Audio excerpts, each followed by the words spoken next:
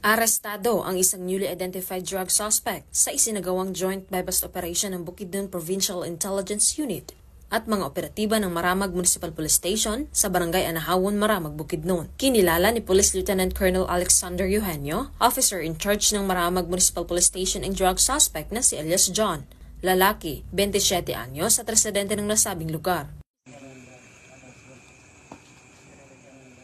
Sa ikinasang joint buy-bust operation ay nagresulta ng pagkakakumpiska ng 5 pakete ng hinihinalang shabu na may bigat na 2 gramo at may standard drug price na 13,600 pesos. Aris ang 500 peso bill na ginamit bilang buy-bust money. Ang suspect ay nahaharap sa kasong paglabag sa RA 9165 o Comprehensive Dangerous Drugs Act of 2002. Mula dito sa Northern Mindanao, ako ang inyong Police News Network Correspondent, Patrolwoman Risa Sahonyo, alagad ng batas, tagataguyod ng Balitang Pulis.